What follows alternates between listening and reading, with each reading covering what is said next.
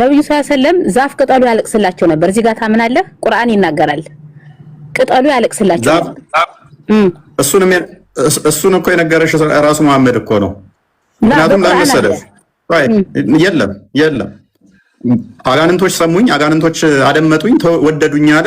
ማነገረህ ሲባል ዛፍ ነገረኝ። ዛፏ ታለቅስልኝ ነበር።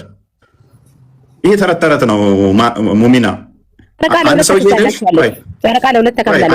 እሱ ተረት ነው። እሱም ተረት ነው። ምክንያቱም ቁርአን ላይ አንተ ግልጽ አስፈራሪ ብቻ እንጂ ታምር ታደርጋለህ ተብሎ አልተነገረውም። ምክንያቱም አንተ ግልጽ አስፈራሪ ብቻ ነህ ነው የተባለው።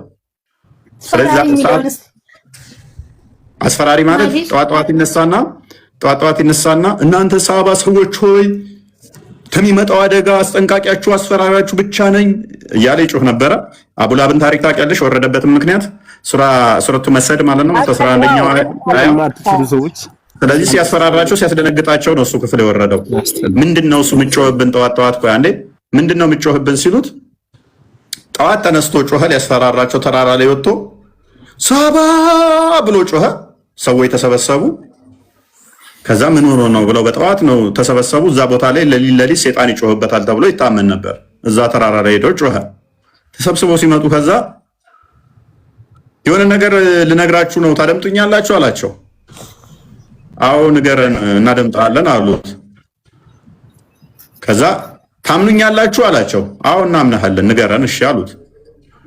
አቡላብ ደግሞ አጎቱ ነው የአባቱ ወንድም። ከዛ እኔ ከሚመጣው አደጋ አስፈራሪያችሁ ነኝ፣ ግልጽ አስፈራሪያችሁ ብቻ ነኝ ብሎዋቸው ጮኸ። ለዚህ ነው የጠራህን አለው አጎቱ። አዎ አለው። ይሄ ጥፋ ብሎት ሄደ። እንዴት ጥፋ ይለኛል አለና ከዛ ቁርአን ወረደልኝ አላህ ነገረኝ አለና የአቡላብ እጆች ጠፉ፣ ከሰሩ። የሰራው ምንም አልጠቀመው። ሚስቱ እንጨት ተሸካሚ ስትሆን ከአንገቷ ላይ ጭርት ያለ ገሃነም እሳት ትገባለች የሚል አንድ የቁርአን ክፍል ይሄን አወረደ። እንደዚህ አይደለም ቁርአኑ እኮ ይቅርታ፣ አንዴ ገብቻለሁ። ተበት ሄዳ አቢ ለሃቢ ወተብ ማአናኑ ማሉ ወማ ከሰዱ ይላል። ታውቃለህ? ስለዚህ ተበት ያድ ማለት ነው እሺ ወይ ያረገችበት ነው። ሱቢ ሶላ ሲሰግድ ድረስ እኮ አይ አይደለም። ታርጉም ይመስላል። ተበት ያድ ማለት ነው። ተበት ያድ ማለት ነው። ተበት ሄዳ አቢ ለሃብ የአቢ ለሃብ ሚስት ከሰረች ጠፋች ይላል ቁርአን። እጆቹ ጠፉ ከሰረ ልጅቱ ተነሰንስበታለች። አይደለም እንደዛ ነው። አንተ ያነበብከው ሌላ ነው፣ እኛ የተማርነው ሌላ ነው። እንደዛ ነው። ሜቢ ቁርአን አንዴ ክፈተውና እንትን በለው እንትን እናደርገዋለን። ስለዚህ ምንም ይሄ በቃ ሰዎችን ለመስደብ አላህ ነገረኝ እያለ አንድ ምዕራፍ ሙሉ ያወርዳል። ከ114ቱ ምዕራፍ አንደኛው ይሄ ነው። ከዛ ሳይ ሙስሊም 450 ኤሌ ከዛ ጫካ ውስጥ ሄደ። ለሊት ጠፋባቸው። ሲፈልጉ ታጡት። በቃ የሆነ ሰይጣን ገሎት ነው ብለው ሲፈልጉ ታጡት። ገደል ለገደል ሲፈልጉ ሰይጣን ወስዶ ገሎት ነው ብለው ጠዋት ጎሲ ሊቀድስ መጣ። ተወነ ዋሻ ሲመጣዩት ከየት ነው የምመጣው ሲሉት የሚገርማችሁ ነው አጋንንቶች ለሊት ጠሩኝና እነሱ ጋር ሄጄ ከነሱ ጋር ምሽት አመሸውኝ አለ። ምን ቁርአን ስቀራላቸው ነበር ያመሸውት እና እንዴት ተወዳጅ ሆኑ አጋንንቶች መሰሏቸው፣ ጂኒዎች መሰሏቸው አለ። እንዴ ጋዜጠኛ ቁርአን እንደቀራህ አዳም በምን አወቅ ቁርአን እንደቀራህላቸው ማን ሰማ ሲባል ዛፍ ሰምታለች። ሙሚና እንደምንዳለው ዛፏን ሄደን አንጠይቃት፣ ዛፋት ነገር አጋንንቶችን አንጠይቃቸው፣ አጋንንቶች ለኛ ይናገሩ።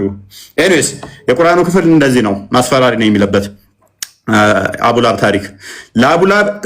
የአቡላብ ሁለት እጆች ጠፉ፣ ከሰረም። ከእርሱ ገንዘቡና የሚያፈራው ሁሉ ምንም አልጠቀመውም። የመንቀልቀል ባለቤት የሆነችን እሳት በእርግጥ ይገባል፣ ሚስቱም ትገባለች። እንጨት ተሸካሚ ስትሆን በአንገቷ ላይ ከጭርት የሆነ ገመድ ያለባት ስትሆን። ይህንን ያልኩት ምን ትክክል አለ የሚያሽኝ አይ ዶንት ኖ የትኛው ፖይንት ላይ እንደሆነ።